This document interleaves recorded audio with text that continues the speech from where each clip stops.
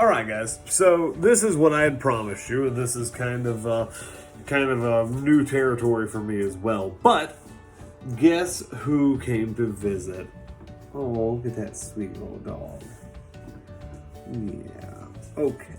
So, anyways, so the North and the South during the time before the Civil War had progressively split apart. And I don't mean just that they had become ideologically different, but they had actually developed different economies, different sort of way of lives, based mostly off of their economies. Just like even today, the North is much more industrialized, they have a lot more higher paying jobs. Well, earlier this year, we talked about the developments of the North and the South as colonies, as colonial regions, and we had determined several different things. And I want you to stop, pause the video. I want you to think about the differences between the North and the South, specifically relating to the economy, to the population density, to what their land looks like, to what kind of things that they do in terms of religion and things like that. I want you guys to stop and just take a few minutes and think about that. And then whenever you guys come back, I'll give a little more of an explanation. All right, so let's talk about the South. The South is going to be primarily agricultural. They're going to be primarily cotton, as opposed to anything else by this point. Cotton has grown to be the single largest source of income in the United States. It provides the materials for the North to make their manufactured goods. It provides a lot of jobs for a lot of people, both in the North and the South, which is one of the reasons when we talk about slavery, the North is going to wind up being just as guilty of participating in the slave trade as the South, just via proxy, I guess. One of the things that the South definitely has going for it is that they have a lot of food resources available to them because it's mostly farmland. However, they have very little population. We know that the South primarily lives in small towns, very spread out. You might be several miles from your closest neighbor. So the South is also going to be really involved in weak government. They're going to believe in a lot of hands-off approach to the way that things are ran. Think about Thomas Jefferson. He didn't even want to make the Louisiana Purchase because he believed that the Louisiana Purchase was an overextension of the government's power. Andrew Jackson, even though he did a lot of things to expand federal authority, he also, to some degree, believed in states' rights, except for when the states' rights opposed what he wanted to do. Very much a hypocrite. I hate Andrew Jackson, as you all know. One of the biggest things, though, is that the states in the South believe they have the right to determine their own future. It goes back to that idea of popular sovereignty, of making your own decision based on what's best for you and your people. Even if that means that in this case they're going to keep several million people in bondage, and they're going to force them to do their labor. Even though it is 50 years later, the ideas that the South have kept are still very much that same principle. Small government, agrarian way of life, growing food, growing cotton, making sure that they are self-reliant to some degree. They don't really require the North for anything, but the North depends on the South for raw materials. The other thing is that they're going to seek to expand their slave holdings. They're going to be seeking to expand out west, that popular sovereignty idea. They want to be able to decide. That goes hand in hand with a small government. The people should have a choice.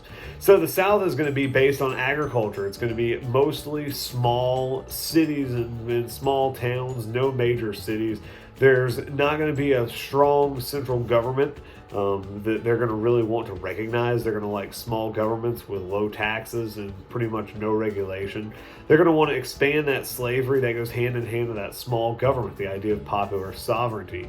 The South simply doesn't have the men or the materials to really wage a war against the North, which is one of the reasons that the war ended so quickly and it was such a decisive victory for the Union. And here, in just a minute, we're going to start talking about the way that the North won the war. But for right now, let's go ahead and shift our focus onto the North.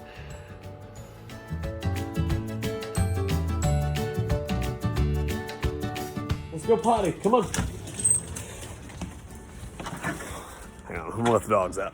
So let's talk about the North. The North is going to be primarily industrial. They're not going to have a whole lot of farmland. When we talked about terrain at the beginning of the year, we discussed the fact that the North doesn't really have a whole lot of open territory to grow crops in. We also talked a lot about religion in the North. The people up North are going to be very religious, and I mean genuinely religious, in the sense that they're going to be caring about their fellow human beings.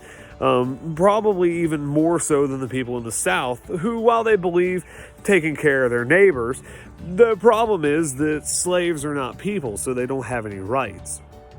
Well, we're going to discover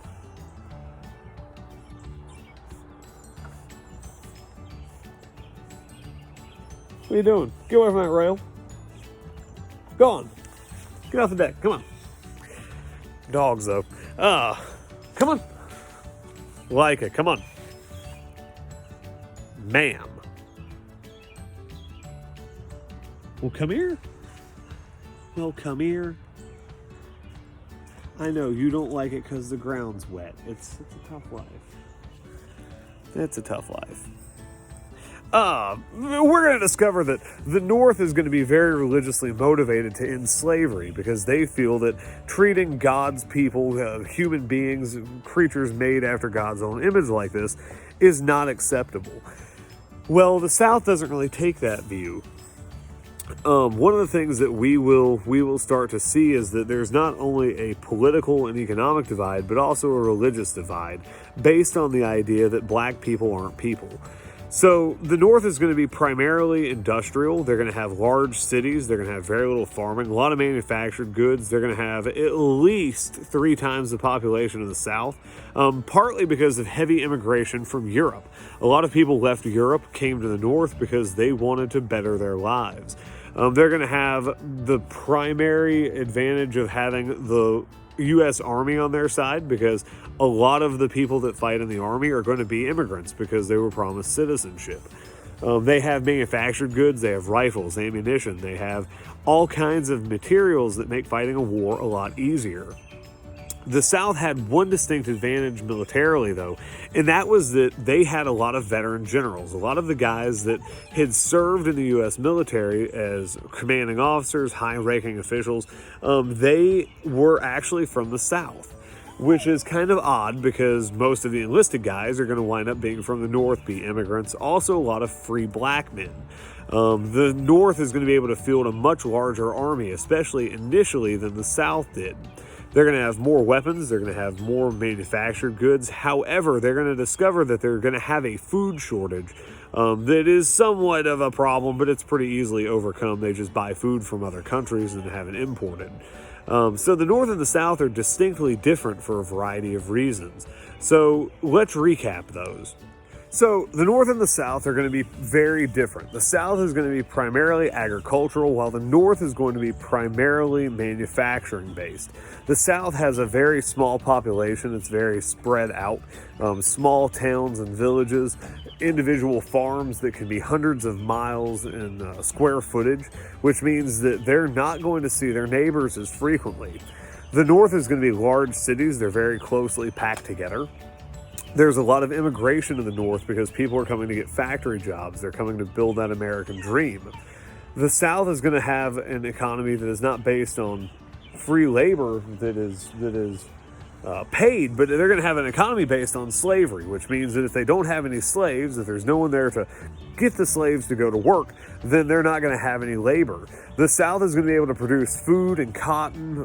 The North is dependent on the South for food and cotton, ironically. But by the end of the Civil War, the North is going to have earned a whole lot of independence from the South. And even after the Civil War, we're going to see that there's going to be a problem because the North wants to punish the South for their part in it. Sorry, my dog's trying to escape. What? There's nothing out there for you. There's literally nothing out there for you. Right, though? Tell them about it. What do you think about Civil War? Yeah, I know the feeling. So do they. Yeah. And look at this dog.